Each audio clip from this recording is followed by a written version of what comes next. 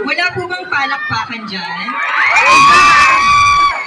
Maraming salamat. Wala po bang mas malakas na hiyawan dyan? Thank you.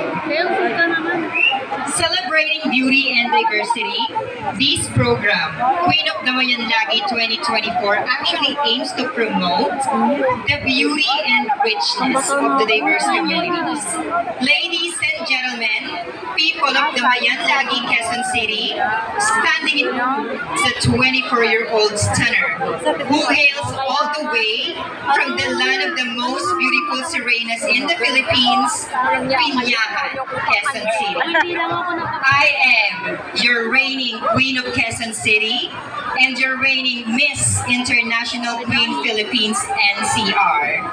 Tonight, it is a pageant.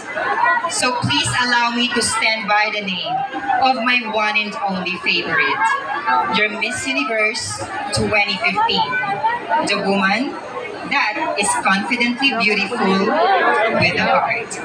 Yes, this is me, Miss Pia Alonso Bertzma. And panel board of judges, tonight is more than just a fiesta. This is a celebration of beauties, transgender beauties all over the Philippines. So please, people of Damayang Lagi, enjoy the show because this is for you all. And by the way, the national costume that I'm wearing tonight is actually inspired by the golden era of Philippine Republic. This is Alta Mujer. Thank you and good evening.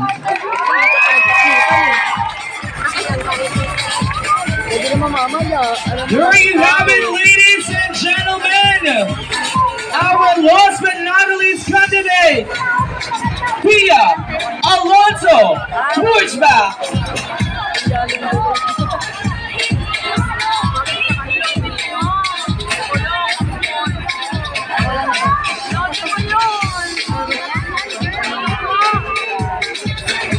Once again, our gorgeous candidate number 6, Pia Alonso Bertzma.